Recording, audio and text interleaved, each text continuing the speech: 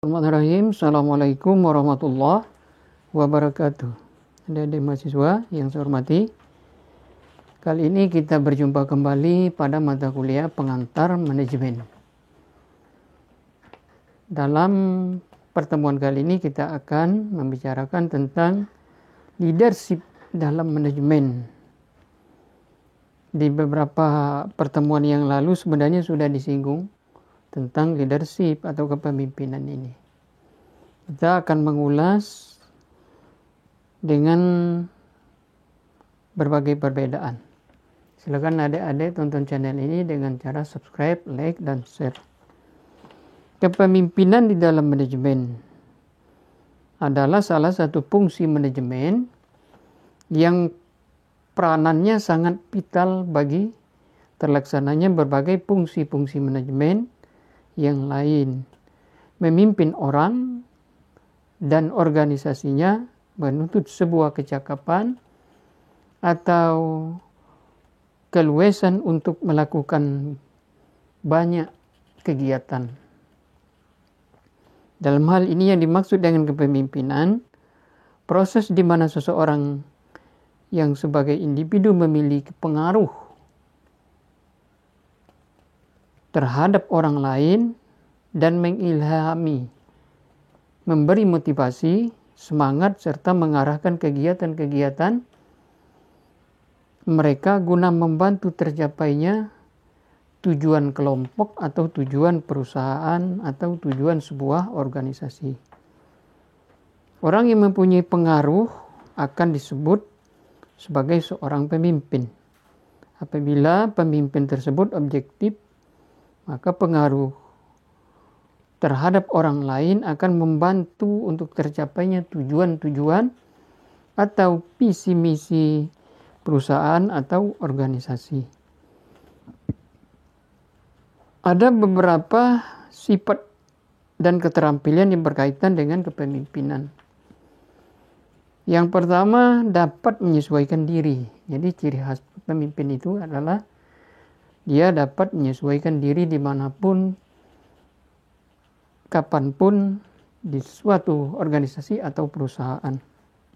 Kemudian dia punya sifat ambisius yang berorientasi kepada prestasi atau ketercapaian kerja. Kemudian waspada terhadap lingkungan sosial, ya artinya dia melihat berbagai perkembangan sosial di masyarakat. Kemudian asertif dan terusnya dapat diandalkan, kooperatif, dominan. Dia mempunyai motivasi atau keunggulan daripada yang lainnya dalam mempengaruhi rekan-rekannya di dalam sebuah organisasi atau perusahaan. Kemudian dia juga punya sifat toleran, energik, kegiatan yang cukup tinggi dan penuh bersemangat, gigih, kemudian dia punya jiwa yang kerja keras, ketersediaan untuk bertanggung jawab. Artinya apapun yang dilakukan oleh manajer siapapun orangnya, dia harus mempunyai sifat tanggung jawab yang penuh terhadap perusahaan, organisasi yang dipimpinnya. Itu bagian sifat. Kemudian yang kedua, ada bagian keterampilan. Apa keterampilan? Yang pertama, seorang pemimpin itu harus mempunyai konseptual. Dia punya visi misi. Kemudian yang kedua, kepemimpinan intelektual. Artinya dia punya intelijensi atau kecerdasan lebih daripada yang lainnya atau yang dipimpinnya, atau setara, atau dia punya keunggulan daripada yang dipimpinnya. Kemudian diplomatis atau bijaksana. Kemudian kreativitas, dia punya kreativitas yang tinggi. Kemudian dia punya bahasa komunikasi yang komunikatif, yang lancar.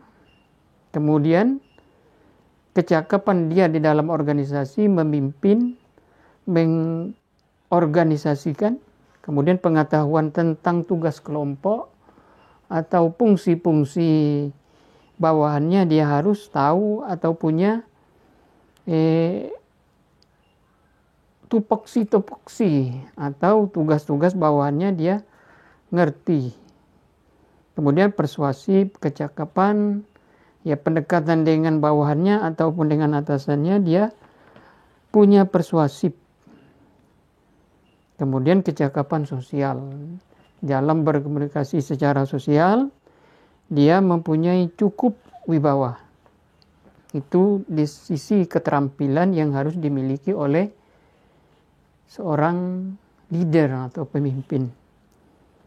Perbedaan pemimpin dan manajer, meskipun terlihat seperti sama, namun pemimpin dan manajer bukan hal yang sama. Tugas dari seorang manajer adalah mengorganisasikan, kemudian merencanakan, memenuhi kebutuhan staf, memimpin, serta mengendalikan.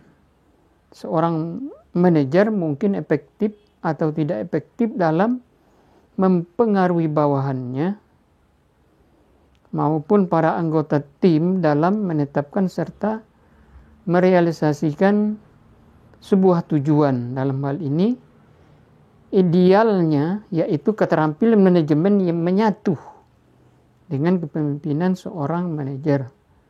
Berfungsi sebagai pemimpin, kemudian seorang manajer yang memberikan perintah dan juga instruksi eksplisit kepada seorang yang berpengalaman. Bukanlah sikap memimpin, akan tetapi malah akan menghambat produktivitas di dalam organisasi atau perusahaan. Perencanaan efektif akan membantu seseorang menjadi seorang manajer, dan mungkin orang lain dapat merencanakan secara efektif tersebut sebagai pemimpin. Pemimpin bisa memberdayakan, yakni memberikan hal-hal yang diperlukan untuk merubah, kemudian untuk berkembang serta mengatasi perubahan-perubahan. Pemimpin akan menciptakan berbagai visi, kemudian misi, dan merumuskan strategi untuk merealisasikan visi misi tersebut menjadi sebuah kenyataan. Mungkin untuk gambaran sementara tentang materi yang singkat ini, silakan adik-adik gabungkan dengan sumber lain, kita diskusikan di lain hari, dan saya sudahi. Assalamualaikum warahmatullahi wabarakatuh.